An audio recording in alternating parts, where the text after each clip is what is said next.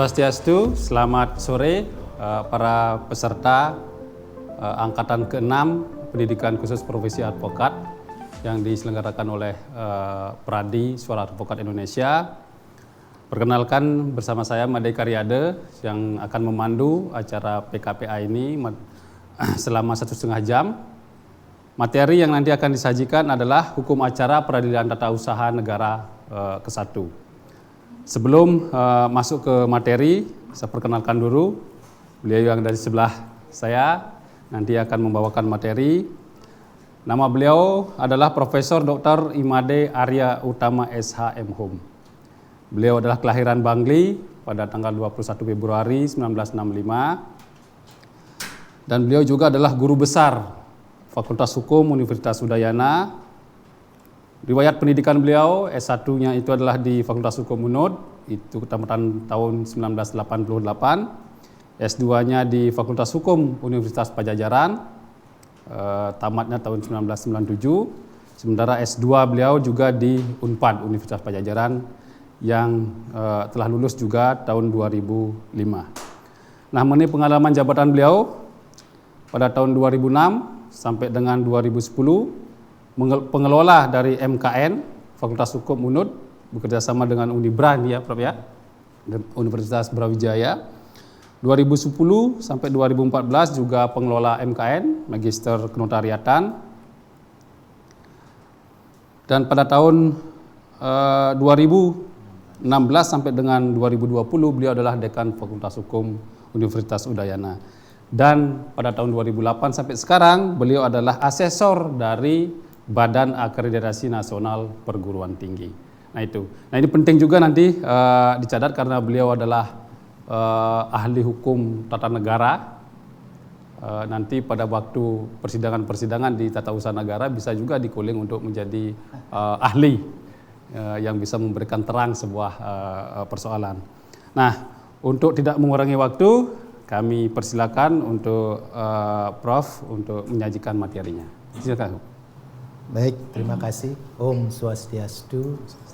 Assalamualaikum warahmatullahi wabarakatuh. Salam, nama budaya, salam sejahtera buat kita semua. Terima kasih pertama tentu saya sampaikan kepada moderator Pak Made yang telah memfasilitasi acara ini. Yang kedua tentu saya juga menyampaikan selamat dan apresiasi kepada para peserta pendidikan khusus profesi advokat yang saat ini mengikuti baik secara langsung maupun melalui daring ya. Jadi ini sangat penting tentunya di dalam rangka terus mengembangkan insan-insan pegiat hukum sebagai istilahnya aparat penegak hukum juga di dalam mengawal kebenaran sebagai dharma hukum itu sendiri. Nah, saya hari ini mendapatkan kesempatan materi untuk berdiskusi tentunya dengan para peserta dari pendidikan khusus profesi advokat yang diselenggarakan oleh DPC Pradi Denpasar bekerjasama dengan DPN Pradi Pusat dan Fakultas Hukum Universitas Udayana terkait dengan hukum acara peradilan tata usaha negara 1 gitu ya. Nah, kalau bicara hukum tata usaha negara, itu tadi disampaikan ada hukum tata negara, ada hukum tata usaha negara. Nah, kalau hukum tata negara, istilahnya Lohman itu stat and ras. Jadi negara dalam keadaan diam. Itu bicara tentang konstitusi, bicara tentang struktur kenegaraan. Nah, sementara kalau hukum administrasi itu adalah stat and bowing istilahnya. Negara dalam keadaan bergerak. Bagaimana negara bergerak? Melalui aparatur pemerintah. Nah, disinilah pemerintah di dalam melaksanakan tugas kenegaraan, yaitu dalam rangka mewujudkan tujuan bernegara, sebagaimana diamanatkan di alinea keempat pembukaan Undang-Undang Dasar, itu melakukan aktivitas-aktivitas. Dalam konteks negara hukum, di dalam melaksanakan aktivitasnya ini nggak boleh dia melanggar hukum. Karena kita sudah bersepakat Indonesia sebagai negara hukum, gitu ya. Nah, karena sudah sepakat Indonesia sebagai negara hukum, maka tindakan pemerintah harus menurut hukum. Kalau tidak menurut hukum, inilah potensi akan terjadi sengketa. Nah, bagaimana penyelesaiannya? Inilah kita akan nanti bicarakan tentang beracara terhadap perbuatan-perbuatan pemerintah yang diduga merugikan warga masyarakat melalui hukum acara peradilan tata usaha negara. Nah, ini saya berikan prolog itu agar kita betul-betul memahami posisi kita di sini saat ini apa, gitu ya. Posisi kita di sini adalah bagaimana mengawal, tentu hukum acara peradilan tata usaha negara ini untuk mengawal pemerintah di dalam melaksanakan tugas-tugas yang diamanahkan oleh konstitusi sebagai bagian hukum tata negara itu sesuai dengan aturan yang berlaku. Nah, kalau tidak sesuai aturan hukum yang berlaku, maka ini sudah diberikan wadah, diberikan ruang oleh Undang-Undang 586 yang sudah diubah 9/2004 itu, bahwa pemerintah bisa digugat. Nah, bagaimana prosedur hukum formalnya? Inilah yang dikenal dengan hukum acara peradilan tata usaha negara. Nah, kalau memahami dari konsep tersebut, berarti di sini peran pihak tergugatnya sudah tunggal, yaitu pemerintah. Itu berbeda nanti dalam hukum acara perdata, gitu ya. Nah, di sini perannya sudah tergugatnya adalah pemerintah. Apakah boleh pemerintah sebagai penggugat? Tidak boleh, gitu. Ya. Nah, di sini ini kekhususan terkait dengan hukum acara peradilan tata usaha negara. Ini hal yang sederhana tetapi perlu pemahaman bersama. Jangan sampai nanti dalam praktek bahwa Bapak Ibu peserta mewakili negara menggugat rakyat melalui peradilan tata usaha negara. Ini adalah hal yang mendasar yang perlu dihindarkan. Tuh, ya.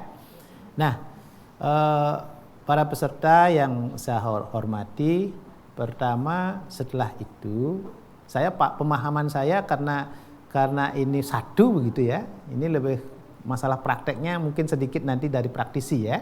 Tetapi saya ingin mengantarkan hal-hal yang fundamental, yang mendasar perlu dipahami di dalam beracara hukum administrasi ya di peradilan tata usaha negara.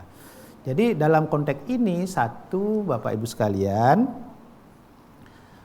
kita harus memahami prinsip-prinsip dulu ya, prinsip-prinsip yang dikembangkan di dalam proses beracara ya dalam lembaga peradilan tata usaha negara.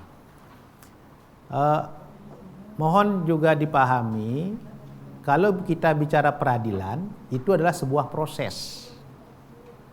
Tetapi begitu kita bicara pengadilan itu adalah sebuah lembaga. Ya. Jadi kalau bicara peradilan tata usaha negara adalah proses beracara di lingkungan lembaga peradilan tata usaha negara, dari pengadilan tingkat pertama, pengadilan tata usaha negara, dan pengadilan tinggi tata usaha negara, puncaknya kembali ke Mahkamah Agung. Ini prosedur yang harus dilalui. Nah, di dalam proses beracara itu ada beberapa hal yang perlu diperhatikan. Pertama, asas praduga rehmatah. Jadi gugatan tidak menunda pelaksanaan dari keputusan tata usaha negara yang digugat. Kita nanti bicara apa itu keputusan, itu akan sangat esensial yang perlu kita pahami bersama. Jadi di sana di perdata mungkin ada di peradilan umum ada presumption of innocent. Jadi praduga tidak bersalah. Di situ orang itu disebutkan di situ. Orangnya yang tidak boleh dinyatakan bersalah sebelum ada suatu putusan pengadilan yang menyatakan bersangkutan bersalah. Nah, di sini di dalam peradilan tata usaha negara bukan presumption of innocent tetapi presumption justai causa. Jadi gugatan dianggap, keputusan itu dianggap tetap benar sebelum ada putusan pengadilan yang menyatakan keputusan bersangkutan tidak benar, tidak sah gitu ya. Jadi di sini masalah sah tidak sah. Karena apa? Objek dari bersengketa di peradilan tata usaha negara sudah dibatasi dari tindakan pemerintah yang dituangkan di dalam keputusan tata usaha negara. Nah, jadi ini objeknya adalah keputusan. Kalau di peradilan umum itu orang bisa, ya. Nah, di sini keputusan KTUN. Nah, memang bagaimana bentuk keputusan itu apakah keputusan itu hanya formal nanti kita bicarakan, ya. Apakah tertulis saja, yang tidak tertulis gimana? Itu ada nanti ruang-ruangnya, ya. Demikian juga ada prinsip asas pembuktian bebas. Artinya di sini hakim yang menetapkan beban pembuktian, siapa yang membuktikan, apa yang dibuktikan itu hampir sama ini dalam perangkap peradilan pada umumnya, ya. Asas keaktifan hakim. Nah, di sini aktif hakim, ada yang hakim pasif gitu ya. Hakim mendengarkan aja apa yang disampaikan. Nah, ini di sini hakim bersifat aktif. Kenapa? Karena yang berperkara di sini adalah pihak-pihak yang tidak berimbang posisinya. Kenapa tidak berimbang? Satu sisi adalah rakyat yang mencari keadilan dengan pihak pemerintah yang memiliki kewenangan. Kan tidak berimbang di sini, ya. Nah, disinilah peran dari hakim untuk mendapatkan kebenaran yang sebenarnya, yang material adalah melalui asas hakim aktif. Ya. Nah, asas lainnya adalah asas putusan pengadilan kekuatannya mengikat, erga omnes, ya. Jadi putusan itu, putusan pengadilan di sini adalah mengikat semua pihak. Begitu diputuskan dan inkrah, ya, inkrah tidak dilakukan upaya banding selamat oleh waktu yang sudah diberikan itu, ya sudah mengikat. Tidak boleh mengingkari, sudah diputus diingkari gitu, tidak dilaksanakan. Ini adalah beberapa asas, dan asas lainnya ada. Asas peradilan cepat, sederhana, biaya ringan itu yang umum-umum yang digunakan, ya. Nah, ini asas-asas beberapa hal yang mungkin saya sampaikan di sini adalah kekhususan yang bisa dijumpai dalam proses beracara di peradilan tata usaha negara. Nah, Bapak Ibu hadirin yang saya hormati, hukum acara dengan hukum material di dalam proses beracara di peradilan tata usaha negara ini merupakan suatu terobosan baru. Dengan Undang-Undang 586, hukum material dan hukum formil dijadikan satu. Kalau dulu kan terpisah, ada hukum pidana, ada hukum acara pidana. Hukum pidana masuk klasifikasi hukum material, dan hukum acara pidana termasuk klasifikasi hukum formil. Jadi hukum formil hukum yang menegakkan hukum material. Nah, itu jadi dibaca, tidak ada kodifikasi. Nah, sekarang sudah ada upaya pengkodifikasian walaupun belum final gitu, ya. Karena kalau kita bicara nanti memahami atau mempersiapkan dalam bahasa advokat, bagaimana kita mempersiapkan diri di dalam memahami untuk beracara di peradilan tata usaha negara, tidak cukup kita hanya memahami satu buku. Kalau hukum pidana KUHP itu harus dikuasai betul, cukup. Nah, kalau di sini tersebar masih, walaupun secara sekarang sudah ada upaya kodifikasi hukum material dan hukum formalnya menjadi satu di Undang-Undang 586 itu, Undang-Undang Nomor 5 tahun 1986. Sebelum 41 sampai 52, ya, itu termasuk dikualifikasikan sebagai hukum material gitu. Karena di sana bicara siapa lembaga peradilannya, kewenangan peradilannya. Begitu mulai gugatan, pasal 53 dan seterusnya, itu sudah mulai bicara hukum formal, gitu ya. Nah, dari mana? Nah, ini kajian teoritis, ya. Bapak Ibu sekalian, untuk beracara itu atau gini, di mana sih inti dari hukum dari Undang-Undang Nomor 586 ini? Undang-Undang Nomor 5 tahun 1986, saya singkat 586 yang diubah 9 2004 ini, ya. Diperbaharui lagi 51 2009, ya. Di mana esensi dari undang-undang ini? Nah, kalau secara teoritis kita membicara tentang satu produk hukum, kita harus pahami rohnya itu di mana. Sebenarnya ada di pasal 53. Peradilan tata usaha negara tidak akan ada artinya kalau tidak ada gugatan. Coba tidak ada gugatan, ngapain buat lembaga peradilan? Nah, sehingga Bapak Ibu sekalian, di dalam akan beracara ini harus kuasai dulu pintu masuknya untuk menggunakan instrumen hukum ini. Ya. Jadi itu pasal 53 itu ya, nanti kita bahas nanti ya. Baik. Itu pengantarnya ya. Nah, baru kita lihat kompetensi tadi saya sampaikan, kalau kita lihat pasal 1 angka 4, sengketa tata usaha negara adalah sengketa yang timbul dalam bidang tata usaha negara. Kita akan urai ini, karena ini pintu masuk. Kalau ini tidak dipahami, bagaimana membuat gugatan, apa yang kita akan lakukan, tentu akan menimbulkan persoalan dalam praktek. Jadi sengketa tata usaha, sengketa yang timbul dalam bidang tata usaha negara. Nah, tadi tata usaha negara sama dengan hukum administrasi negara. Dalam konteks penyelenggaraan pemerintahan. Ini sudah di blok di sana.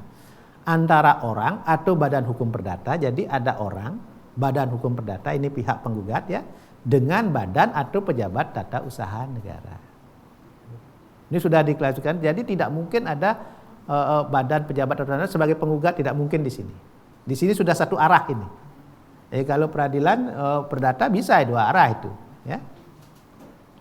Baik di pusat maupun di daerah sebagai akibat dikeluarkannya keputusan tata usaha negara. Nah, jadi dibatasi karena ada keputusan. Kalau ada kerugian boleh enggak? Ya dia tidak bisa menjadi objek utama. Dia menjadi objek pelukung gitu, pelengkap gitu. Boleh nanti tuntutannya di samping pembatalan dilengkapi dengan ganti rugi dan rehabilitasi. Dimungkinkan itu. Tetapi Bapak Ibu sekalian jangan menggugat terhadap tindakan ini karena merugikan. Ini sudah akan ditolak, itu dari awal sudah ditolak, tidak berwenang oleh lembaga peradilan. Nah, jadi ini termasuk sengketa kepegawaian berdasarkan peraturan undang-undangan yang berlaku. Nah ini, jadi ini ruang lingkup kompetensi absolut. Nah dari ini apa yang penting? Objeknya adalah keputusan tata usaha negara. Apa itu? Penetapan tertulis. Nah, ada penekanan penetapan tertulis yang dikeluarkan oleh badan atau pejabat tata usaha negara yang berisi tindakan hukum tata usaha negara. Kembali lagi, tindakan hukum itu adalah tindakan yang diambil oleh pemerintah dalam penyelenggaraan negara. Harus itu nanti di teori kewenangan nanti akan, makanya nanti Bapak hadirin ini untuk bisa masuk kepada kontekstual berperkara atau beracara di peradilan tata usaha negara, teori kewenangan ini harus dipegang. Ini dia bertindak apakah ada dasar kewenangan enggak? Nah, kewenangan itu ada atribusi, delegasi, mandat. Dalam melaksanakan itu ada bersalah enggak? Jadi kalau misalnya pribadi begitu, walaupun dia melekat di dirinya sendiri, apakah ini oleh kehendak kewenangan atau tidak? Jangan sampai ini kita sudah dalilkan, lepas dia. Karena dia bukan dalam konteks melaksanakan tindakan hukum tata usaha negara. Ya. Nah ini, nah terus ada kriteria yang bersifat konkret. Tidak semua tindakan pemerintah itu bisa digugat. Ada klasifikasi bersifat konkret, individual, final, dan menimbulkan akibat hukum bagi seseorang atau badan hukum perdata. Ada akibat hukum. Apa itu keputusan? Nanti kita bicarakan lagi. Nah, jadi ini unsur-unsurnya ada kurang lebih ada 6 unsur yang perlu betul-betul Bapak Ibu para peserta kuasai betul kalau mau beracara di lembaga peradilan. Pertama, penetapan tertulis yang dikeluarkan oleh badan pejabat tata usaha negara yang memuat tindakan hukum tata usaha negara bersifat konkret, individual, final, dan menimbulkan akibat hukum. Ya. Apa itu penetapan tertulis? Nah, tertulis itu tidak serta-merta harus tertulis semuanya dalam bentuk format, ya, formal gitu ya. Harus dilihat, tidak. Memo pun, nota pun masuk dalam kualifikasi tertulis. Yang penting ada hitam di atas putih. Bahkan diperluas lagi, tindakan diam juga bisa dikualifikasikan sebagai sebuah tindakan keputusan tata usaha negara. Sebuah tindakan pemerintah itu. Kalau memang misalnya, nah kalau dulu dalam pasal 3 Undang-Undang 586, kalau dia diam dianggap menolak, itu namanya fiktif negatif. Ya. Tapi sekarang di dalam pasal 53 Undang-Undang 30 2014 tentang administrasi pemerintahan, pasal 53-nya, diam itu dianggap menyetujui. Namanya fiktif positif. Nah, artinya apa? Bapak Ibu sekalian, di dalam memahami ini kita tidak bisa hanya berkutat di Undang-Undang 5 tahun 1986. Ada berbagai produk hukum juga harus dipahami, seperti tentang administrasi pemerintahan Undang-Undang 30 tahun 2014. Itu menjadi sumber hukum material dari Bapak Ibu sekalian di dalam mengawal, oh benar nggak tindakan pemerintah ini gitu ya. Nah, ini terus dikeluarkan oleh badan. Siapa itu badan? Pertama tentu yang melakukan urusan pemerintahan, badan atau pejabat itu melaksanakan urusan pemerintahan. Karena nantinya termasuk sekarang kan Undang-Undang 5 tahun 2014 tentang aparatur sipil negara. Di sana memilah juga ini pemerintah, pejabat pemerintah atau pejabat politik. Karena tidak bisa semua kebijakan tindakan pemerintah digugat. Kebijakan tidak bisa masuk. Kan kemarin ada kasus-kasus sebuah kebijakan, tidak bisa dia. Nah, ini kapan kita melihat dia sebuah tindakan pemerintah, ya? Kapan itu bukan?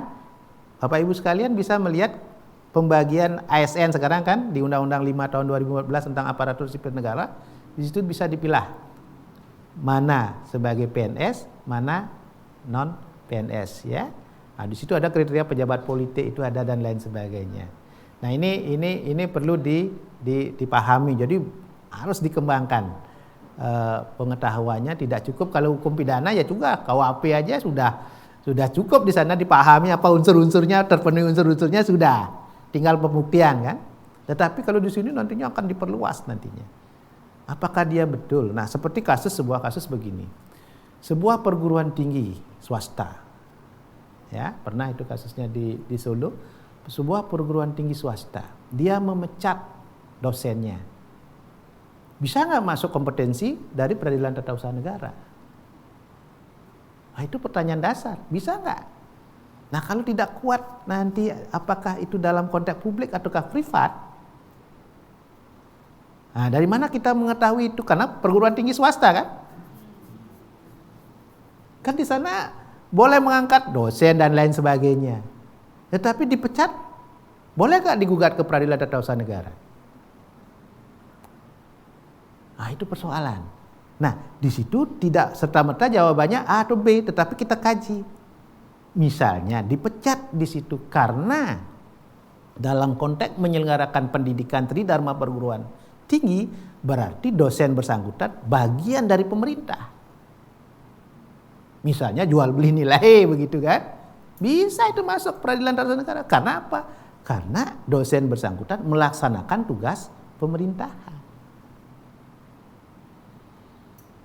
Dasarnya mana? Ya karena perguruan tinggi swasta dia tidak dalam ruang hampa sendiri satu itu. Perusahaan swasta bukan. Karena perguruan tinggi swasta sebagian dia melaksanakan tugas pemerintah di bidang pendidikan.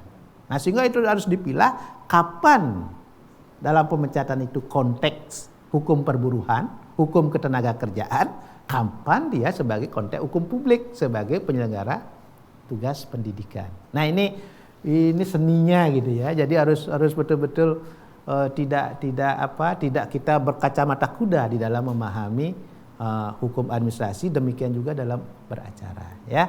Nah, tapi saya yakin Bapak Ibu sekalian karena semangat untuk menjadi abdi hukum ya. Jadi abdi hukum saya sering sampaikan seorang pengacara itu biasanya ketemu lawan gitu, ketemu musuh gitu. Beda dengan notaris, saya pengelola notaris dari 2006, 2016. Kalau notaris itu menghadapi orang senang. Ya. Orang senangnya apa? Yang satu dapat tanah, satu dapat uang gitu. Kadang-kadang dapat lebih lagi gitu. Ya kalau pengacara yang kalah jadi lawan kan begitu kan. Jadi musuh, apalagi itu keluarga, padahal kita kan karena diminta sebagai sebuah profesi. Nah, disitulah makanya pada saat saya pimpinan di fakultas, mengabdilah pada hukum. Tegakkanlah hukum. Ya kalau salah ya salah. Tetapi bagaimana advokat itu tidak semuanya harus ke proses pengadilan. Kan ada proses di luar pengadilan. Disinilah yang peran yang harus diedukasi. Masyarakat ini sudah nggak pas Pak, janganlah gitu. Ayo kita berdamai, win-win solution yang diambil. Tetapi ini kan karena pengetahuan yang lebih bisa menimbulkan adanya solusi yang baik. Tapi ini kan Bapak ya namanya sudah salah ya salah gitu kan. Hukumnya begini, kajiannya begini, ya ini Bapak lemah sekali. Kalau diperjuangkan begini, ya udahlah gitu. Dibandingkan kita paksakan. Akhirnya ya di satu sisi menang, ya nanti ada banding, dan terutama tentu proses yang lama ya. Dan perselisihan akan semakin meruncing. Kan itu tidak sebenarnya tidak dibutuhkan. Nah, inilah peran advokat kalau ke depan bisa di proses preventifnya itu jauh lebih bermakna. Berharga, tetapi di situ memang dibutuhkan adanya kemampuan, pengetahuan dari para advokat di dalam mengemban hukum itu sendiri. Termasuk mengembangkan hukum itu sendiri. Nah, saya sering sampaikan mengemban itulah untuk dirinya sendiri, mengisi dirinya sendiri. Meningkatkan pengetahuan tentang hukum itu untuk dirinya sendiri, mengemban itu. Begitu mengembangkan itu untuk orang lain, untuk eksternalitas. Nah, sehingga seorang advokat tidak bisa berhenti hanya dalam mengikuti PKPA. Dia harus mengisi diri, mengikuti perkembangan hukum, mengikuti perkembangan hukum yang ada ya. Nah, ini untuk bisa memilah nantinya siapa sih yang termasuk kualifikasi pejabat tata usaha negara. Tidak serta-merta baru orang pakai baju keki itu pasti pejabat, belum tentu. Ini harus betul-betul ditelaah secara matang. Nah, itu ya.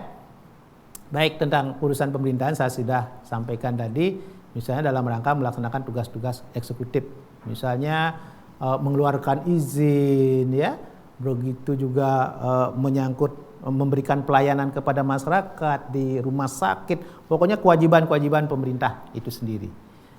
Baik, nah tindakan hukum saya kira ini tadi saya sudah ingatkan bahwa ini konteks hukum tata usaha negara, hukum publik. Jadi sekali lagi dibatasi bahwa ini dalam konteks hukum publik. Kita tidak membicarakan dalam konteks hukum privat. Ya, termasuk hukum tata negara tidak. Karena hukum tata negara nanti prosesnya ada di Mahkamah Konstitusi di situ.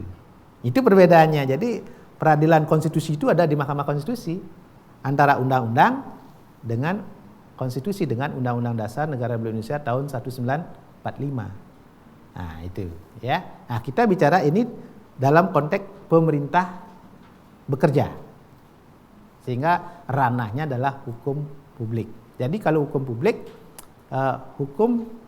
posisi antara pemerintah dengan warga itu bersifat vertikal, tidak horizontal. Kalau hukum perdata para pihaknya horizontal. Di situ esensinya kesesuaian kehendak, offering comes. Tetapi kalau di hukum publik perintah dan diperintah. Nah, makanya karena boleh memerintah jangan sewenang-wenang. Tidak boleh menyalahgunakan wewenang. Itu ya nanti di alasan kita bicarakan ya. Nah, ini tindakan-tindakannya. Nah, mana itu yang bisa menjadi ranah, itu yang di sebelah, kalau saya di sana sebelah kanan ini merupakan tindakan hukum publik yang bersifat sepihak, individual, konkret. Jadi yang sebelah kanan lepas dari kompetensi peradilan tata usaha negara. Artinya apa di sini dengan skema ini? Tidak semua tindakan hukum tata usaha negara itu menjadi kompetensi dari peradilan tata usaha negara. Itu ya.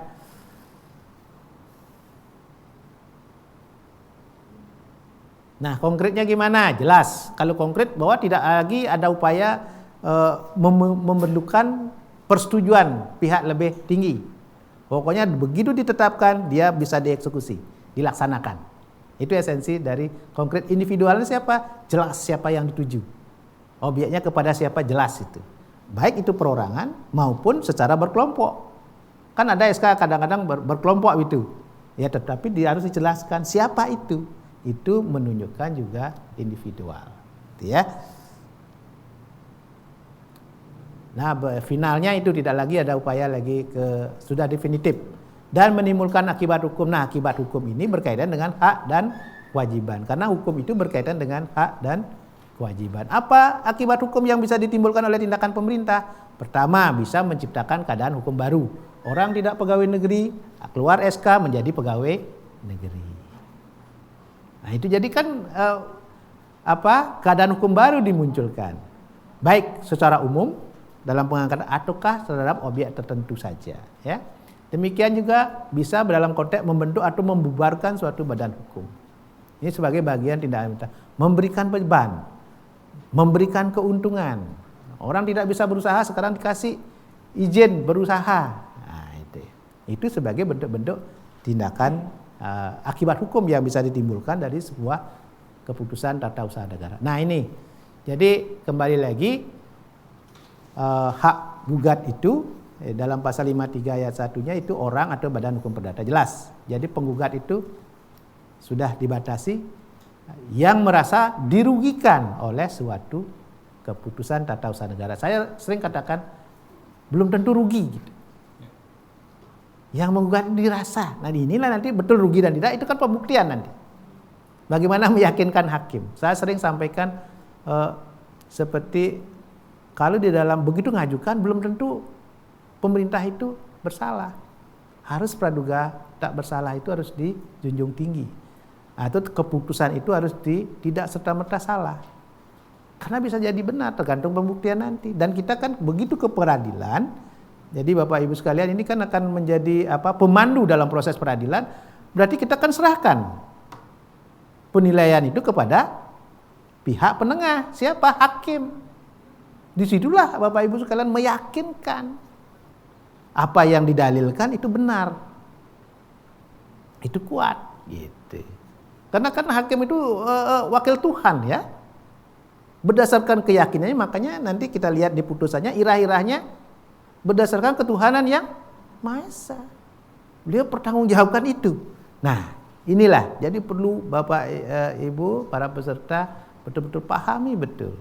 Begitu ke pengadilan bahwa Bapak menyerahkan persoalan itu untuk diselesaikan oleh hakim. Nah, apapun putusannya itu tergantung kekuatan Bapak meyakinkan. Kan? Meyakinkan hakim. Nah, mungkin saja ada upaya banding, itu kan bagian saya sudah yakinkan ini tapi tidak dipenuhi gitu. Itu silakan. Nah, itu kan upaya hukum karena memang ruang itu dibuka. Nah, tidak yang di tingkat pertama sudah diberikan bukti-bukti yang kuat tidak yakin, oh masih ada upaya tingkat banding di sana kan akan berbeda. Di sana kita yakinkan lagi, oh tidak lagi ada upaya lagi ke upaya kasasi. Ya itu. Nah, kita yakinkan sana di Mahkamah Agung. Ya kalau sama-sama tidak yakin juga, oh berarti kita yang memang tidak apa yang kita sampaikan memang tidak meyakinkan, kan begitu jadinya. Nah, ini Bapak Ibu sekalian harus strategi dalam beracara. Baik, kita lanjut alasan menggugat. Nah, pasal 53. Ini makanya ini sebenarnya saya sampaikan inilah rohnya undang-undang. Kalau pasal ini tidak ada, saya yakin tidak perlu pengadilan, tidak perlu bukti, itu ngapain? Kan begitu? Nah, tetapi ada posisi strategis dari Bapak Ibu sekalian. Bagaimana pasal ini tidak berjalan optimal melalui tangan-tangan pemikiran-pemikiran Bapak Ibu sekalian. Karena keberhasilan sebuah penegakan hukum itu bukan diukur dari akhir berapa kasus yang ada, tetapi semakin kecil orang bersengketa itu adalah semakin baik, bisa menyelesaikan di luar peradilan. Kan itu. Jadi karena orang sudah kalau sudah masuk pengadilan itu, ya kalau saya ini dalam tanda petik pemahaman saya, udah sudah tidak memikirkan, pokoknya betul pokoknya apapun dijalani, sudah di sana berlaku tidak mikir saudara lagi. Padahal kita hidup ini kan tidak itu tujuannya kan. Seperti bersengketa tanah, memangnya kita bawa tanah mati gitu kan, enggak kan?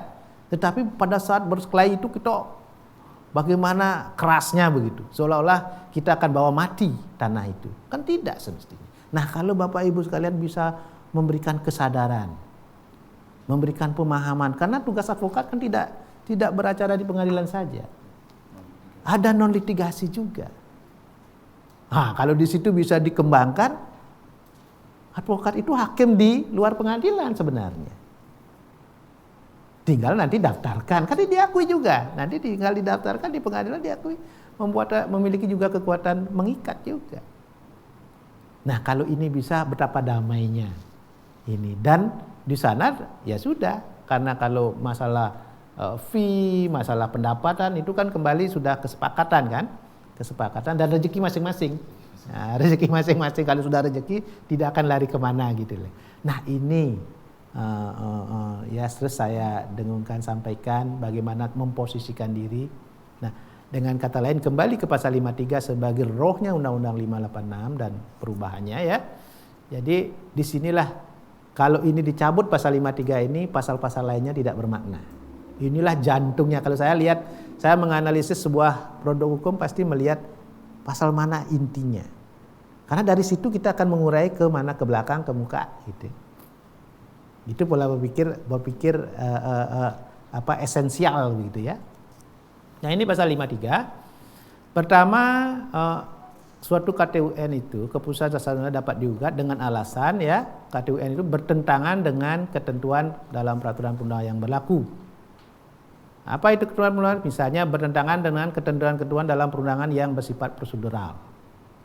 Ada prosedur yang harus dilalui. Misalnya ketentuannya menyatakan sebelum keputusan diambil harus diumumkan, tetapi tidak diumumkan. Oh, ini cacat prosedural. Kalau prosedural itu formalitas tuh. Nah, harus Bapak Ibu artinya kan harus mengikuti keluarnya IMB misalnya. Harus ada pengumuman dulu atau keluarnya sertifikat, ada proses pengumuman. Tapi tidak diumumkan karena dalam tanda petik itu ada suatu hal yang ingin ditutup-tutupi, ya sudah. Tinggal memang bagaimana Bapak Ibu meyakinkan bahwa proses ini betul-betul tidak ada. Tidak boleh kita mendalilkan tidak diumumkan. Mana buktinya tidak diumumkan? Nah, kita dapatkan kan tidak yakin jadinya. Karena dokumen itu kan ada di pihak pejabat tata usaha negara. Saya sudah umumkan kok. Ini suratnya, tapi nggak ditempel. Kapan kita tahu? Nah, ini harus betul-betul artinya ini kan persoalan pembuktian nantinya terhadap kecacatan prosedural itu, ya. Nah, itu bertentangan dengan persoalan prosedural. Demikian juga bertentangan dengan hal-hal yang bersifat substansial, isi misalnya. Nah, terkait dengan isinya mestinya izin diberikan kepada A tapi kepada B. Ada juga begitu, ya. Nah, itu kesalahan-kesalahan substansial itu. Demikian juga pejabat yang mengeluarkan tidak berwenang. Misalnya dia sudah pensiun tetap mengeluarkan tanda tangan itu. Ada itu. Yang fiktif-fiktif itu kan ada beberapa kasus itu ya. Nah, kalau kita Bapak Ibu sekalian mengikuti ada itu. Ya, yang seperti itu ini bisa sebagai dasar mengajukan gugatan. Jadi sudah diblokir. Badan atau pejabat tata usaha negara pada waktu mengeluarkan keputusan sebagaimana dimaksud telah menggunakan wewenangnya untuk tujuan lain. Ini namanya penyalahgunaan wewenang. Ya, misalnya dari wewenang yang diberikan. Itu misalnya, nah inilah teori kewenangan mulai masuk. Apa sih wewenang dari sebuah kepala dinas A misalnya? Oh, perizinan izin misalnya izin usaha seperti izin usaha import atau ekspor atau perdagangan sapi gitu ya. Dia izinnya itu tidak diberikan untuk ekspor tapi yang lain di sana melekat. Padahal kewenangannya hanya penjual belian antar pulau sebuah misalnya sapi begitu, tapi digunakan untuk yang lain. Membawa tidak sapi saja, di situ ada yang lain dimasukkan. Nah, itu sudah, padahal misalnya tentang perdagangan komoditi apa itu adalah kewenangan ada pada Dinas Perdagangan. Di situ dilekatkan. Nah, ini menjadi izin yang dikeluarkan tidak sesuai dengan kewenangan. Jadi kewenangan itu adalah kekuasaan yang dilandasi oleh hukum. Ingat, jadi ada kewenangan. Kalau kewenangan itu apa yang dilakukan itu ada dasar hukumnya. Nah, kalau di luar dari dasar hukum itu berarti sudah tidak sesuai dengan kewenangan. Kemungkinan ada seperti itu juga. Demikian juga ada yang alasan yang lain, badan pejabat dasar negara mengeluarkan atau tidak mengeluarkan keputusan setelah mempertimbangkan semua kepentingan yang tersangkut dengan keputusan itu seharusnya tidak sampai pada pengambilan itu. Ini sewenang-wenang namanya. Jadi bertentangan dengan peraturan perundang-undangan. Ada 3 klasifikasi. Peraturan perundang-undangan, ada penyalahgunaan wewenang, ada karena sewenang-wenang. Jadi dalam mengajukan gugatan harus masuk salah satu ini, atau lebih gitu. Ini sudah diblok ini loh pintu masuknya. Ini dalam konteks bertentangan dengan peraturan perundang-undangan, ataukah berkaitan dengan tindakan sewenang-wenang atau tindakan penyalahgunaan wewenang. Ya, walaupun diperluas dengan asas-asas umum pemerintahan yang baik juga. Di situ sebagai salah satu dasar juga untuk mengajukan gugatan, ya. Nah, ini masuk dalam salah satu ini, karena ini asas-asas umum pemerintahan yang baik juga dia terurai di dalam proses ini. Itu. Asas kepastian dan lain sebagainya. Baik, nah ini jadi ke pasal 53 dan perubahannya, karena perubahannya asas-asas umum dan yang baik, ya. Di sini harus Bapak Ibu sekalian harus di sini kacamata kuda harus lakukan. Itu ya. Tadi kalau bicara tentang dasar hukum kita berpikir tidak boleh menggunakan kacamata kuda KUHP dengan KUHAP gitu, tidak. Tetapi begitu kita masuk kepada persoalan dasar gugatan, alasan untuk melakukan gugatan harus bisa dirumuskan, diresumukan dalam konteks ketiga tadi.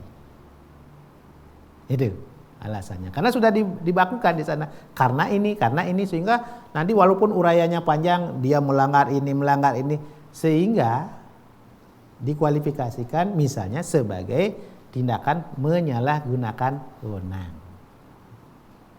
Itu, jadi sehingga inilah hakim menjadi yakin, oh betul enggak, tinggal menguji, betul enggak ini dalam konteks penyalahgunaan wewenang atau kesewenang-wenangan atau bertentangan dengan peraturan perundang-undangan maupun asas-asas umum pemerintahan yang baik, ya. Nah, tentang tenggang waktu menggugat, nah inilah Bapak Ibu sekalian, di sini juga persoalan yang sering kita jumpai dalam praktek. Itu ada batasan, misalnya 90 hari sejak diterima, ya, ruang untuk tenggang menggugat untuk menghindari kedaluarsa. Tetapi kapan kita tahu? Karena ini kan ya, sering ini terjadi kasus keputusan sudah dikeluarkan tetapi tidak diberikan. Alasannya karena tidak diambil gitu. Untuk melepaskan 90 hari ini kadang-kadang. Nah, sudah di perdebatan begitu. Nah, ini sering terjadi yang perlu diantisipasi. Kalau pihak terkait, pihak ketiga 90 hari sejak diumumkan 3 bulan, ya. Nah, ini ada juga peraturan Mahkamah Agung SE, ya, surat edaran bagi pihak ketiga yang tidak dituju oleh keputusan tata usaha negara tersebut, perhitungan 90 hari adalah sejak yang bersangkutan mengetahui adanya keputusan tata usaha tersebut dan merasa kepentingannya dirugikan oleh. Nah, ini masalah tenggang waktu, ya. Jadi mengajukan gugatan juga dibatasi oleh ruang dan waktu. Tidak bisa sudah lama, tetapi dalam prakteknya ini sering kadang-kadang ini menjadi perdebatan. Sertifikat itu sudah dinyatakan sudah 5 tahun bahkan 30 tahun lagi bisa balik menjadi objek gugatan begitu. Ya, sertifikat bagian dari KTUN itu. Itu menjadi ranah dari Peradilan Tata Usaha Negara. Nah, itu, ya. Bukan harinya prinsip hukumnya juga menjadi persoalan. Nah, karena ini apa? Karena kembali lagi keyakinan hakim. Ini yang perlu. Nah, petitum apa yang kita dituntut, yang boleh dituntut.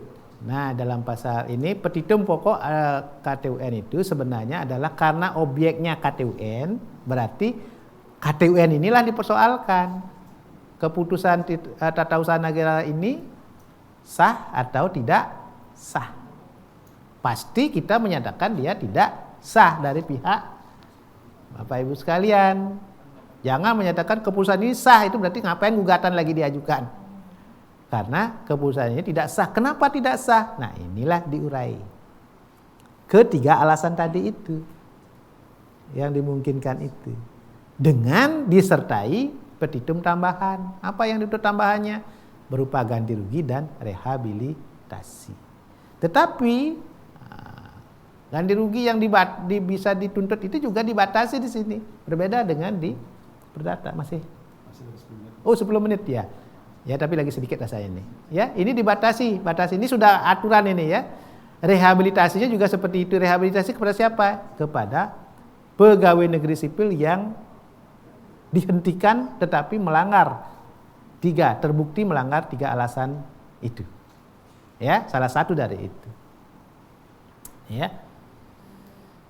Nah, dalam mengajukan gugatan apa yang dan bagaimana prosesnya? Hal-hal apa, dokumen-dokumen apa yang dibutuhkan? Pertama, pasti surat kuasa dulu, Bapak Ibu sekalian. Ini pertama. Bapak Ibu sekalian untuk bisa berperkara, ya tentu minta surat kuasa dulu. Ini yang diminta ya. Surat kuasa. Nah, sudah begitu, kenapa kalau ada? Karena bisa saja Bapak kan ahli hukum, posisi misalnya merasa keberatan kan tidak perlu memberikan kuasa kepada pihak lain. Langsung sendiri, bukan dalam posisi advokat, tetapi kepentingan pribadi. Gitu. Ya, sehingga opsional ini ya. Surat gugatan, replik, nah di tergugat memberikan duplik kesimpulan-kesimpulan sebelum putusan. Inilah prosesnya. Jadi surat kuasa mengajukan gugatan, begitu dijawab oleh pihak tergugat, dalih diajukan replik, duplik, ada replik, reduplik, nah tergantung posisinya re-nya itu, re-re itu dari itu yang kedua gitu. Baru kesimpulan-kesimpulan putusan nanti. Putusan jadi ruang dari kewenangan pengadilan. Ya. Nah, ini tentang surat kuasa. Jadi di dalam surat kuasa itu intinya ini contohnya ya. Nah, ini sederhananya ya. Nah, ini tadi Pak Mandi sudah sampaikan ini standar ini. Jangan menggunakan keluarga negaraan itu nik KTP gitu hanya. Kalau ditambah silakan gitu, tapi ini standar minimalnya harus terpenuhi seperti ini ya. Ini mungkin tambahannya yang saya mohon disampaikan, di-share nanti bahan ini ya. Ini anunya. Jadi dalam surat kuasa itu ada identitas pemberi kuasa, diberikan kuasa kepada siapa, sendiri atau bersama biasanya. Sekarang advokat itu dan kawan-kawan begitu sudah sifatnya sudah lebih profesional. Kenapa? Sama dengan dokter spesialisasi gitu, spesialis gitu. Ada spesialis ini gitu. Nah, di sini juga di advokat juga sudah dikembangkan budaya itu. Jadi tidak semua mengetahui semua, tidak satu mengetahui semua, tapi ada. Nah, ini untuk ke profesionalnya ya, pekerjaan advokat, alamat dan lain sebagainya, khusus untuk apa? Apakah nanti sampai ke tingkat kasasi dan peninjauan kembali dikasih misalnya, ataukah sebatas di tingkat pertama, ya, atau di pengadilan ini ya. Ini yang saya tambahkan kemarin inti-intinya saja, tapi secara lebih detail seperti ini ya. Nanti mudah-mudahan dari panitia di-share lagi ya bahan yang terakhir. Sampun disampaikan ya. Nah, ini. Nah, baru keputusan ini ujung terakhir. Jadi sebuah proses. Di dalam keputusan pasti ada satu kepala putusan. Istilahnya dengan irah-irah demi keadilan berdasarkan ketuhanan yang Maha Esa. Nah, di sini Bapak Ibu sekalian harus dipahami hakim itu di dalam memutus. Tapi ingat, Harus bedakan, jangan nanti Bapak Ibu sekalian menyatakan keputusan pengadilan. Itu berbeda. Ranah yudikatif namanya putusan. Ranah eksekutif keputusan. Jangan sampai salah. Walaupun kecil itu, tapi itu menunjukkan profesionalitas dari seorang advokat. Saya sering sampaikan, jangan menyatakan dia melanggar hukum, diduga. Kan beda makna diduga dengan, nanti jangan sampai dikenakan pasal pencemaran. Kalau diduga bisa terbukti, bisa tidak terbukti. Kalau sudah dia mencemarkan begitu, berarti kan sudah seolah-olah sudah terbukti. Nah, ini dalam bahasa hukum sedikit, tetapi saya sering mengajarnya dengan pahamilah bahasa hukum dan hukum bahasa. Kalau bahasa hukum, term-term yang spesial ada di hukum. Masalah sanksi begitu Pak harus pakai K, jangan pakai G. Nanti buat gugatan jangan pakai sanksi gitu, pakai G berarti ragu-ragu dia. Kalau pakai K itu hukuman. Dan garing atau itu bahasa hukum.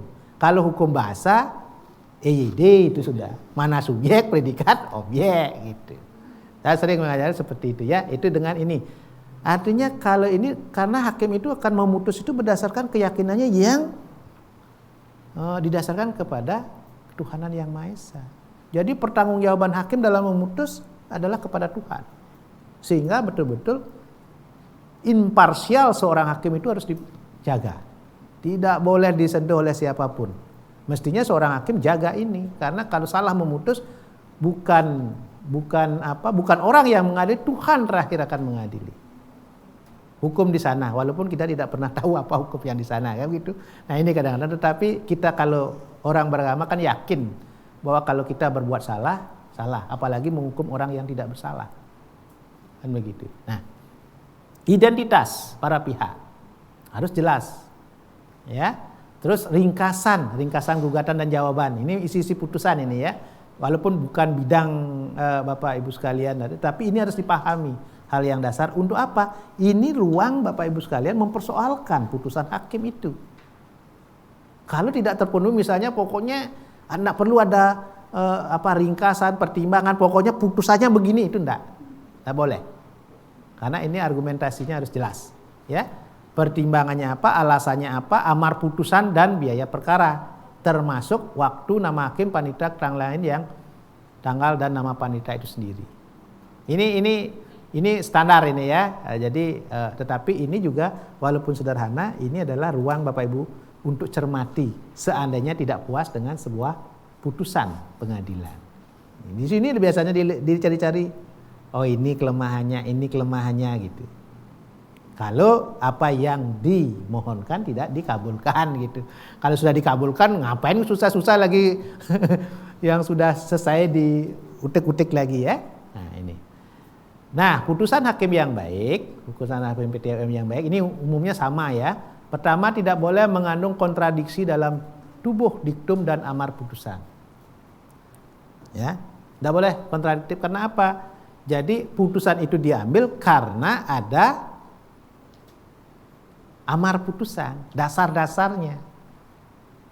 Tidak boleh nyaplir itu, menyatakan sana tidak salah, di sini memutus salah. Itu sudah kontradiksi. Jadi harus dalam satu bahasa konsisten, ya. Tiap bagian didasarkan pada pertimbangan-pertimbangan hukum, apa yang sampai mengambil putusan itu harus jelas pertimbangannya. Tidak mengandung hal-hal yang sifatnya kabur, mengaburkan persoalan, ya. Tidak boleh melebihi apa yang diminta dalam gugatan.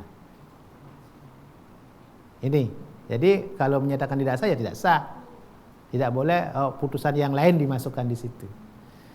Nah, apa putusannya? Dalam konteks peradilan tata usaha negara pasti pencabutan keputusan ya, tata usaha negara itu sendiri. Pencabutan tata usaha negara yang bersangkutan menerbitkan keputusan yang baru, menerbitkan membayar ganti rugi termasuk melakukan rehabilitasi. Saya kira itu beberapa hal yang jadi amar putusan seperti ini, pasal 53 ayat 3 ini sudah ada bayar ganti rugi dan lain sebagainya.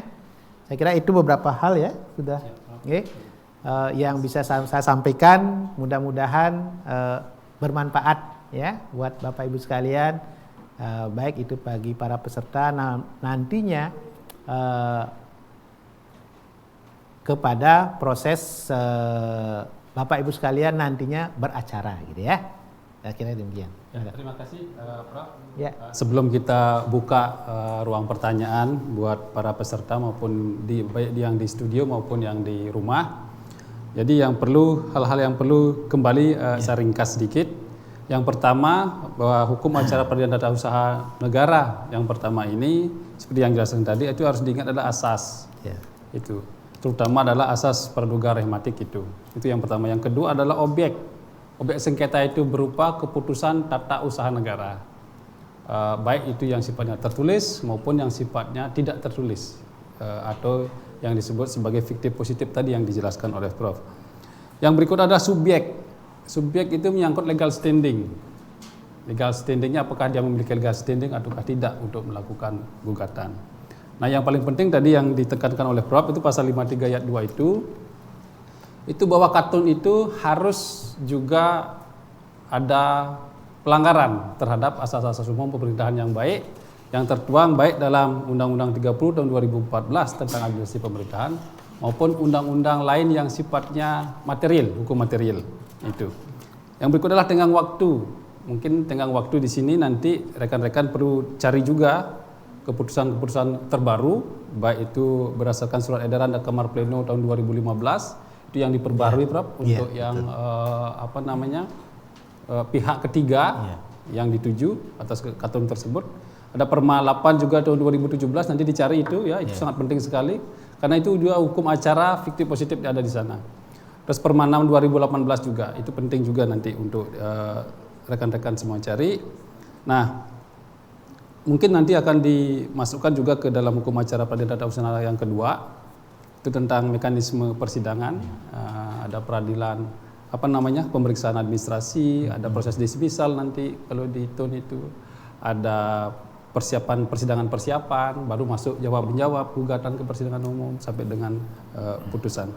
Nah, supaya tidak lama kita akan bagi 2 termin untuk jawab pertanyaan, diskusi. Kita punya waktu 30 menit untuk diskusi. Saya persilakan dulu rekan-rekan yang di rumah ada? Ya. Oh ya, ada pertanyaan juga dari rekan kita yang ada di rumah ya. Dari Arya Utama Yasa. Ini sama ini. mirip Prof. Apakah gugatan TUN dan perdata bisa berjalan beriringan? Terima kasih. Baik, langsung ya. Terima kasih. Ini kebetulan sama Arya Utama Yasa, mudah-mudahan juga bisa berisi IMADE ya. Baik, terima kasih. Pasti adik ini ya, di Arya ya. Atau kalau mohon maaf kalau sudah senior, mungkin sahabat saudara saya, atas atensi terus tentunya memberikan apresiasi terhadap apa yang saya sampaikan. Ini menarik ini. Apakah gugatan TUN dan perdata bisa berjalan beriringan? Bisa, orang objeknya berbeda. Tidak berlaku nebis in idem di sini. Karena berbeda, KTUN itu objeknya keputusan. Kalau perdata kan orang. Hanya strateginya biasanya satu kalau ini dibuat berbeda, ini akan menjadi saling melengkapi. Akan menjadi satu putusan menjadi alat bukti nantinya. Penguatan. Nah, terserah. Itu kan strategi advokat itu. Kalau dipakai yang jelas 2 hal berbeda. Yang penting jangan di tata usaha negara, di peradilan tata usaha negara membahas tentang ganti rugi. Demikian juga di peradilan umum mengajukan tentang pembatalan keputusan. Ini masalah kompetensi absolut dari sebuah lembaga peradilan. Bisa ini. Nah, kalau misalnya ini kan persoalannya dekat-dekat, anggaplah begitu ya. Jadi dekat-dekat hanya bisa dipilah ini ada sisi perdata, ada sisi peradilan tata usaha negara, bahkan sisi misalnya pidananya ada, silakan. Kan beda persoalannya. Nebis idem berlaku kalau putusannya terhadap objek yang sama. Nah, ini kan hal yang berbeda. Objek sama, orang sama, diperiksa lebih dari sekali ya sudah di situ sudah asas itu berlaku, prinsip itu berlaku. Nah ini kan berbeda. Nah biasanya kalau misalnya anggaplah perdata dulu diproses, ternyata terbukti apa yang kita dalilkan menang. Nah ini menjadi penguat di tun. Kan hakim lebih yakin jadinya. Lebih yakin dibandingkan hakim memutus berbeda, itu harus dibutuhkan argumentasi yang kuat tentu dari hakim itu sendiri. Karena dia dalam satu payung, ujungnya apa? Nanti ke Mahkamah Agung satu kan. Muara nanti suatu proses peradilan kan sama. Nanti muaranya ke Mahkamah Agung. Nah ini persoalan strategi, tetapi dari apakah boleh? Boleh, enggak masalah. Karena berbeda kompetensi. Itu saya kira. Ya, siap Prof. Ya, mungkin sedikit saya tambahkan apa yang Prof dari pengalaman. Memang kalau ada gugatan hak, yang lebih baik strateginya gugatan hak dulu diselesaikan gitu. Karena masuk nanti ke tun juga, kalau belum gugatan haknya itu belum selesai, nanti ada masalah di legal standing nanti. Biasanya seperti itu biasanya keputusan-keputusan. Baik, mungkin ada lagi yang. Terima kasih Pak Arya Utama ya Sa. Iya. Rekan-rekan di rumah, kalau memang ada pertanyaan lagi atau yang di studio. Oh, ada dari Pak Ketut Jina ya. Dalam hal memegang jabatan 1 bulan di bidang pemerintahan tanpa ada kesalahan, kemudian dimutasikan tanpa jabatan, apakah bisa digugat dan diptun-kan pemimpin yang memutasikan dan apa sanksinya? Mohon penjelasannya. Nah ini mungkin pemimpin politik yang sewenang-wenang mungkin yang dianggap sewenang-wenang. Silakan Bro. Pertama, terima kasih Pak Ketut Jina ya. Pak Ketut Jina ini mungkin akan spesialisasinya dari pendampingan terhadap PNS ya. Karena memang di dalam proses, kita pahami dulu dalam proses pemerintahan itu kan antara kepala dengan pelaksana itu 2 hal yang berbeda. Kepalanya itu politik, sebagai proses politik, tetapi pelaksananya yang lebih banyak itu adalah sebuah birokrasi yang berproses berjenjang itu ya. Nah, memang ini sebelumnya itu sangat mungkin terjadi kesewenang-wenangan, anggap seperti itu ya. Ini kan kesewenang-wenangan, bukan penyalahgunaan wewenang. Tetap dia dalam mutasi tapi tidak sesuai dengan kewenangannya ya, sewenang-wenang. Apakah nah sekarang tentu harus dipahami ketentuan tentang mutasi. Nah, sekarang sudah ada pembatasan ya. Jadi mutasi itu pertama misalnya seorang pejabat politik yang baru diangkat dalam sebuah proses politik sekarang dibatasi 6 bulan. 6 bulan. Setelah diangkat baru boleh melakukan mutasi. Aturannya begini. Nah, kecuali ini disetujui oleh Kemendagri. Tentu kecuali itu kan dispensasi dalam bahasa saya. Dispensasi itu, nah, kalau di teori teknik keputusan ya, ada izin, ada dispensasi. Izin karena memenuhi aturan yang ditentukan, dispensasi karena tidak memenuhi aturan yang ditentukan, tetapi disetujui. Sederhananya apa? Misalnya tentang perkawinan. Syarat perkawinan 19-16 misalnya. Jadi kalau dalam kondisi normal melanggar syarat umur itu misalnya ya, nggak boleh. Tidak disetujui pasti. Dalam kondisi normal. Tetapi kalau sudah hamil duluan, mana yang diutamakan? Syarat umur itu ataukah anak yang ada di dalam kandungan itu? Muncul, tapi di situ bukan izin, dispensasi muncul. Nah, sama dengan proses mutasi. Ya, nah seandainya dalam 1 bulan di bidang pemerintahan tanpa ada kesalahan, kemudian dimutasi. Nah sekarang betul nggak tanpa kesalahan? Kan ini boleh diuji, boleh diajukan ke PT UN.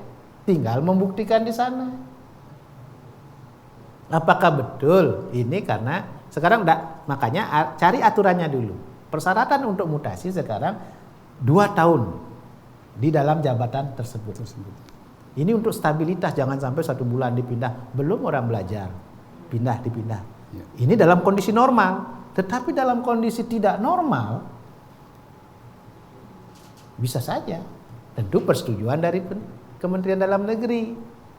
Itu biasanya ya, KASN juga. Komisi Aparatur Sipil Negara. Nah, sekarang yang dimutasi merasa keberatan, silakan. Kan merasa keberatan. Untuk mencari keadilan, menyampaikan, mengajukan gugatan. Kemana? Ke PT UN terhadap SK. Jangan kepada perbuatan mutasi, salah nanti. Ganti ruginya di sana dituntut nggak bisa. Terhadap SK mutasi itu sendiri. Karena merasa keberatan. Itu kan sudah diberikan ruang. Nah, tinggal sekarang pembuktiannya di sana. Bisa meyakinkan enggak?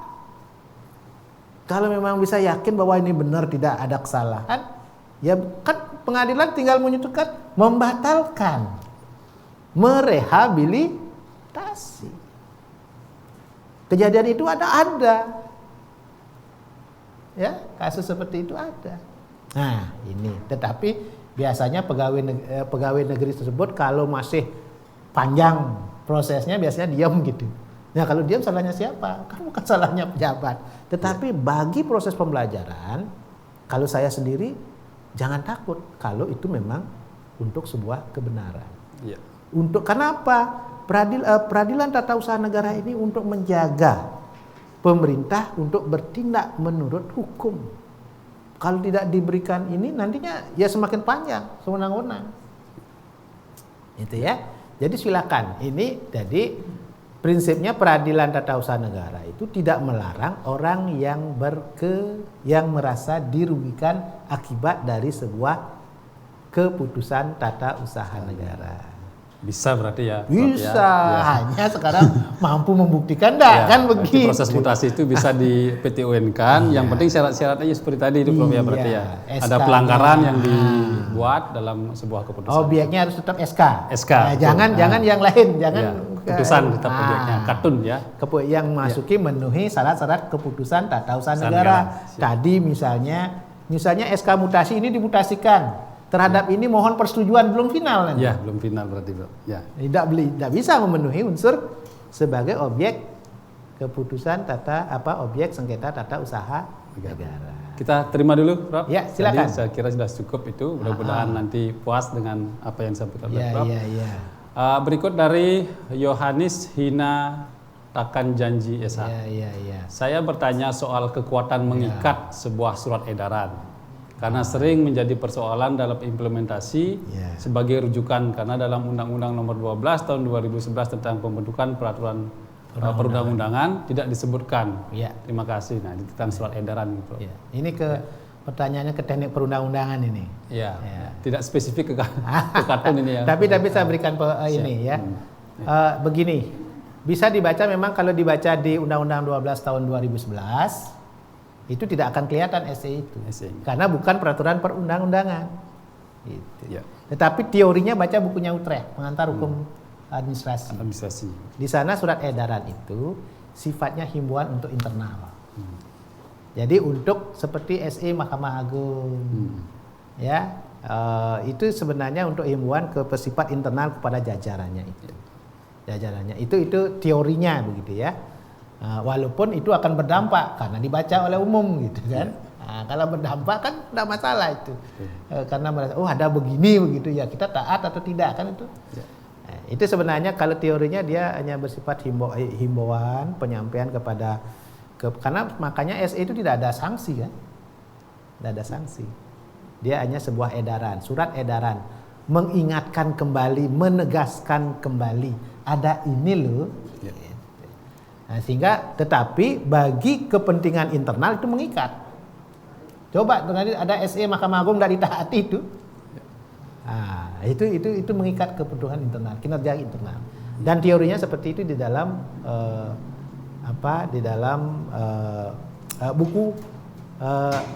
bukunya Utrecht ya, termasuk Philippus Emajon juga. Silakan ini sekedar teori. Sharing ya. Jadi itu penting juga SE itu juga walaupun itu mengikat internal tapi itu akan berpengaruh ya. Kita sebagai advokat penting juga tahu itu SE itu walaupun itu mengikat ke internal. Nah, berikut ada lagi dari Putu Karinasari. Apakah sebelum mengajukan gugatan tun orang atau badan hukum perdata wajib menempuh upaya administratif? Nah, ini terkait dengan Undang-Undang Administrasi Pemerintah, Prof. Mengingat dalam pasal 48 ayat 2 Undang-Undang tentang Peradilan Tun baru berwenang memeriksa dan memutus sengketa tun jika upaya administratif itu dilakukan yang terkait dengan mekanisme yang ada di Undang-Undang Administrasi. Silakan, Bro. Ya. Baik, begini. Ini teori lagi ini. Ya. Ini prinsip hukum, harmonisasi hukum. Ada lex specialis, rogat lex generalis. Ya, lex posterior, rogat lex priori, lex priori, rogat lex posterior yang tinggi. Ya. Yang rendah mengalahkan yang rendah, yang priorinya. Terus lex specialis, rogat lex generalis. Ya. Jadi ada prinsip hukum tentang harmonisasi hukum. Ini adalah dua persoalan antara Undang-Undang Nomor 586 dengan Undang-Undang 30 2014. Jadi secara teori ini harus diurai dulu. Di dalam mengajukan gugatan berperkara pasti tunduk kepada Undang-Undang Nomor 5 tahun 1986. Ya, tentang peradilan tun. Tetapi begitu kita melaksanakan administrasi pemerintahan itu kan bukan bicara peradilan. Ini bicara penyelenggaraan pemerintahan. Nah, di Undang-Undang Nomor 5 tahun 1986 beserta perubahannya, kalau suatu aturan yang mengatur tentang pelaksanaan suatu pemerintahan mempersyaratkan di sana dalam hal ada keberatan melakukan upaya administratif. Nah, upaya administratif itu ada dua, upaya keberatan dan upaya banding administratif. Upaya keberatan ditujukan kepada orang pejabat yang mengeluarkan katun, sementara upaya banding adalah kepada pejabat yang lebih tinggi dari yang mengeluarkan KTUN tersebut. Nah, kalau itu dipersyaratkan Undang-Undang 586 tempuh dulu itu. Karena nanti prosedurnya tidak lagi ke PTUN, akan naik langsung ke PT Tun. Di undang-undang, di pengadilan tinggi langsung kalau sudah dipenuhi proses ini. Nah, itu Nah, ini juga kalau sekarang tetap ke Tun juga ya. Itu proses itu PTUN sekarang dengan perubahannya. Kalau dulu Undang-Undang 586-nya langsung ke PT Tun. Nah, sekarang dengan perubahannya ke PTUN. Tetap. Nah, ini tetapi di Undang-Undang 30 itu kan menggunakan kata dapat. Kata dapat itu adalah kata pilihan. Nah, mestinya ini di dalam proses beracara diikuti. Undang-undang ini bicara tentang teorinya ini ya, dalam dua aturan yang berbeda. Walaupun di sini adalah pilihan gitu. Nah, begitu kita masuki hukum acara, pasti hukum acara dipakai. Kecuali nanti ada pembatalan dari norma tersebut. Dengan berlakunya undang-undang ini, pasal itu menjadi tidak berlaku, sama dengan perlakuan dari Undang-Undang 11 tahun 2020 tentang Cipta Kerja, bagaimana dia merampingkan, mengharmonisasikan beberapa undang-undang yang ada. Nah, Undang-Undang Cipta Kerja 11 2020 itu kan beberapa peraturan undang-undangan, undang-undang itu dipretelin gitu ya, diganti oleh satu undang-undang ini. Nah, kalau seperti itu tentu norma itu yang diberlakukan. Itu saya kira. Ya memang dari pengalaman kita juga itu memang menempuh upaya administratif itu kadang-kadang diwajibkan. Tapi itu memang diatur dalam Undang-Undang 30 2014 tentang administrasi pemerintahan. Ya, tapi di sini mesti harus jeli-jeli karena ada rentan waktu 90 hari itu yang membatasi. Jadi jangan biarkan pemerintah itu membiarkan sebegitu aja lewat sehingga lebih dari 90 hari dan kita nggak bisa mengajukan proses ke PTUN. Mungkin ada lagi mungkin silakan Bu.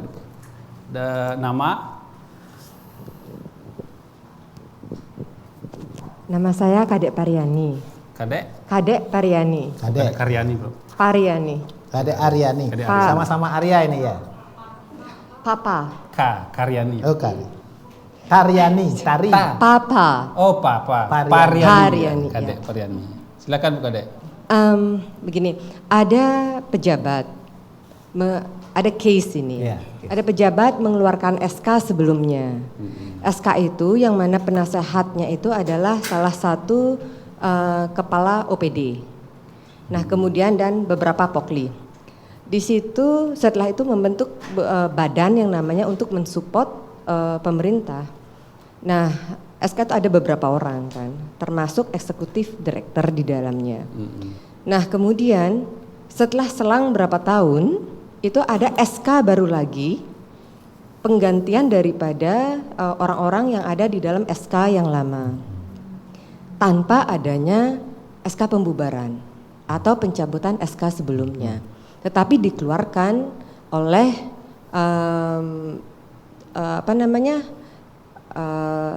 tempat yang sama, dalam artian departemennya yang sama. Nah, itu dia. Apakah yang orang yang masuk di dalam SK yang pertama ini bisa menuntut kepada pejabat tersebut? Itu yang pertama. Dan yang kedua, jika SK baru dikeluarkan, karena teman saya bilang bahwa SK barulah yang akan yang bisa dipakai, yang SK lama tidak, karena dikeluarkan oleh yang bagian yang sama. Sorry, saya off the record soalnya hal itu. Jadi mohon diinformasikan. Mungkin ini semacam SK pergantian pejabat-pejabat itu ya, Bro. Biasanya kan SK yang baru itu kan memuat bahwa memberhentikan si ini dan mengangkat si ini gitu biasanya. Kalau dulu SK yang saya terima itu begitu, Bro. Silakan, Bro. Baik, terima kasih Mbak Kadek Pariani. Jadi begini. Nah, ini kecermatan orang membuat SK, pejabat membuat SK. Biasanya ada di klausul pengaman itu di terakhir, ya. Sebuah keputusan yang baru itu pasti berdampak kepada keputusan yang lama, ya. Artinya kalau si pembuat keputusan itu cermat, maka di klausul terakhir dengan keluarnya keputusan ini, maka keputusan yang ada yang sebelumnya dinyatakan tidak berlaku. Ini tidak ada. Nah, kalau tidak ada, dalam konteks keputusan memang di sana ada memang prinsip-prinsip tadi itu ya. Tadi kan ada lex specialis, rogat lex generalis, lex posterior, rogat lex priori, lex superior, rogat yang lebih rendah ya. Jadi ada 3 asas itu. Memang ini bukan suatu perundang-undangan, sebuah keputusan. Nah, dalam hal misalnya dirasakan dirugikan, ini bisa saja dipermasalahkan, ya. Artinya kalau memang ada yang dirugikan di situ dari penggantian SK tersebut, semestinya membuat keputusan itu harus disesuaikan dengan dampak yang terjadi. Pertama, di keputusan ada biasanya kapan berlakunya adalah jangka waktu. Nah, biasanya jangka waktu keputusan ini mulai ditetapkan sampai tanggal itu. Itu kan sudah jelas. Begitu selesai di jangka waktunya berhentilah. Nah, kalau itu keputusan itu tanpa jangka waktu, konsekuensinya dia akan berlaku terus. Kalau ada keputusan baru, nah ini kan harus disesuaikan, harus diuji, apalagi menimbulkan kerugian. Nah, inilah bisa saja diuji itu, diuji. Nah, tinggal sekarang hakim di situ akan menerapkan proses asas-asas tadi enggak, semestinya itu asas-asas perundang-undangan. Jadi kalau yang belakangan seperti informasinya bahwa yang belakangan otomatis menggantikan yang sebelumnya, itu belum tentu, karena kita akan baca konsiderannya juga. Konsiderannya itu ada enggak bahwa keputusan itu tidak sesuai lagi dengan kondisi saat ini. Nah, kadang-kadang keputusan itu dibuat karena keputusan baru dibuat karena untuk menyesuaikan dengan kondisi saat ini. Nah, yang paling aman keputusan itu ada di klausul penutup. Bila mana keputusan itu sudah ada sebelumnya, maka itu dinyatakan tidak berlaku dengan lahirnya keputusan ini.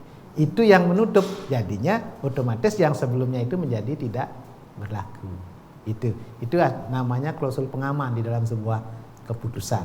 Gitu. Nah, itu harus kecermatan di dalam menyusun ini ada sebelumnya atau tidak. Gitu. Jangan sampai ada tumpang tindih, karena sebelum teorinya kalau belum dicabut kan dia tetap ada ini. Nah, terus gimana ini ada ini? Nah, ada lagi, kita lihat lagi juga kalau biasanya membuat keputusan itu dilihat lagi dari klausul, biasanya dengan keluarnya keputusan ini maka segala biaya yang timbul dibebankan kepada anggaran apa? Anggaran itu biasanya kalau di pemerintahan itu kan terukur dalam 1 tahun. Dia tidak mungkin anggaran itu APBD itu berlaku sekian tahun, tidak. Pasti setahun. Nah, artinya dengan kalau ada konsekuensi seperti itu, berarti ini sebenarnya keputusan ini setahun ini berlakunya. Karena dikaitkan dengan pembiayaan yang mendampingi dari lahirnya keputusan itu. Tetapi itu kan akhirnya membuat penafsiran-penafsiran jadinya. Yang paling pasti ya dengan lahirnya baru, kalau memang sudah ada yang sebelumnya, yang nyatakan tidak berlaku, atau dengan menggunakan teori a contrario actus. Teori a contrario actus artinya begitu ada keputusan dibatalkan dulu oleh pejabat yang mengeluarkan, batalkan dulu, terbitkan yang baru begitu.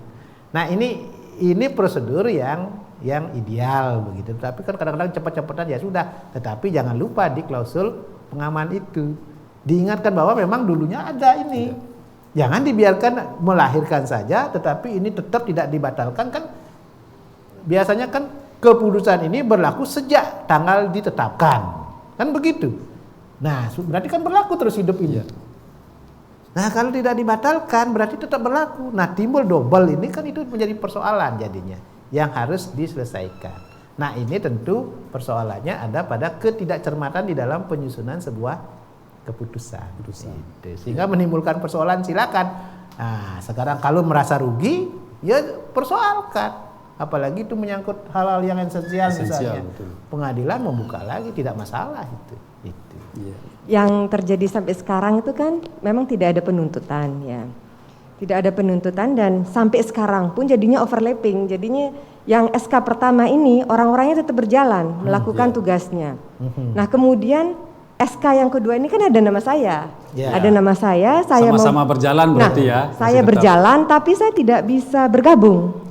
Karena pejabat yang mengeluarkan itu juga tidak tegas. Jadinya satu dia oke di sini, kemudian saya disuruh jalan lagi.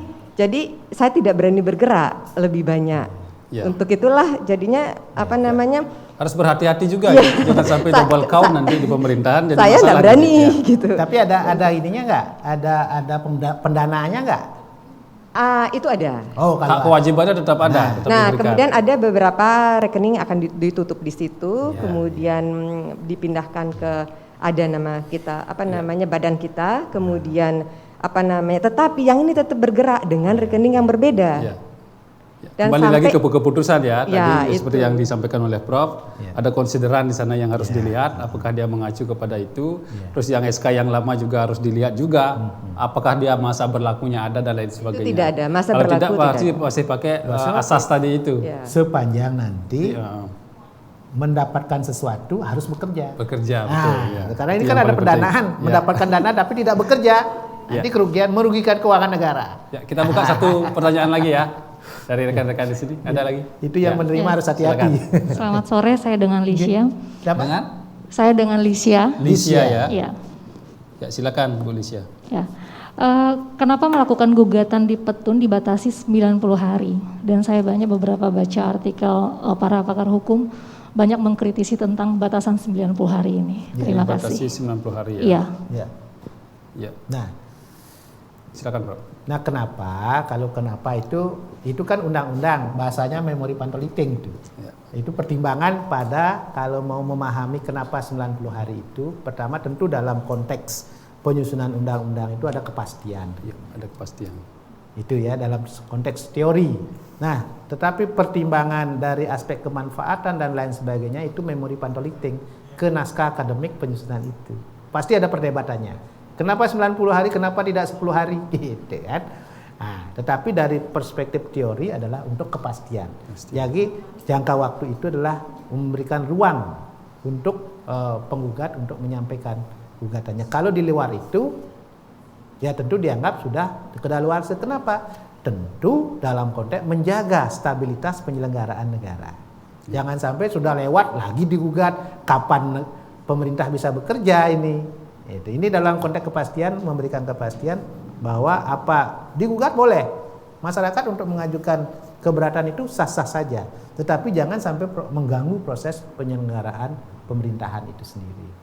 Itu reasoning logika yang mungkin dikembangkan di dalam memori pantoliktingnya ya. Artinya sifatnya mutlak ya Pak, 90 hari itu mutlak gitu. Ya, tapi nanti harus dipelajari juga itu ya 90 hari dari kapan, apakah itu pihak kedua, pihak ketiga yang dituju, itu ada nanti, makanya seperti yang saya sebutkan tadi, harus dicari itu peraturannya, nanti dipelajari lebih cermat lagi tentang 90 hari pada kerja saat itu. mengajukan gugatan apa ininya itu dihitung di sana. Apa prosesnya? Praktisi nanti ya. Itu tapi benar sekali apa yang disampaikan oleh Prof tadi itu memang beberapa gugatan ke Mahkamah Konstitusi itu memang secara yang dijaga oleh MK itu memang tentang stabilitas pemerintahan dan juga tentang kepastian. Itu yang paling utama. Sehingga ada beberapa gugatan yang memang menggugat 90 hari kerja itu. Nanti silakan diinikan lagi. Nah, karena sudah waktu habis ya. Sudah habis waktunya. Lagi padahal ini semakin seru. Semakin serunya sebenarnya, tapi sekarang sudah habis waktunya. Kembali lagi saya beberapa hal lagi saya simpulkan tadi dari materi hukum acara peradilan tata usaha negara. Yang pertama adalah ingat adalah asas, yang kedua adalah objek sengketa itu adalah katun yang sifatnya konkret, final. Terus berikutnya adalah bahwa katun itu harus menyalahi peraturan perundang-undangan. Ada 3 alasan. Berupa asas-asas pemerintahan umum yang yang baik. Nah itu berikutnya adalah dengan waktu tadi. Berikutnya adalah bagaimana formil gugatan itu harus disampaikan. Yang paling sering dilupakan itu baik di kuasa maupun di gugatan itu tentang kewarganegaraan. Intinya adalah nama, kewarganegaraan, alamat. Itu sangat penting sekali yang biasanya diperbarui oleh PT UN. Nah berikutnya tadi mekanisme proses persidangan apa yang harus dilalui, kira-kira sudah jelas tadi disampaikan oleh Prof. Ada pemeriksaan administrasi, ada dismissal, ada persidangan persiapan, habis itu ada jawab menjawab, gugatan jawab menjawab, ada replik, duplik dan lain sebagainya. Nanti juga bisa dipelajari perbaikan gugatan kapan itu bisa diperbaiki, terus kapan jawaban bisa diperbaiki atau ditambah dan lain sebagainya. Nah mungkin itu untuk sementara ini, nanti akan ada juga materi hukum acara peradilan tata usaha negara yang kedua, mungkin itu akan lebih spesifik lagi nanti. Sekali lagi terima kasih Prof atas kehadirannya untuk materi, rekan-rekan yang di studio juga, yang di rumah juga terima kasih banyak dan berikan aplaus dulu untuk Profesor. Untuk kita semua. Ya, untuk kita semua. Ya, untuk itu saya tutup materi hari ini dengan Paramasanti. Om Santi, Santi, Santi. Selamat sore. Terima kasih.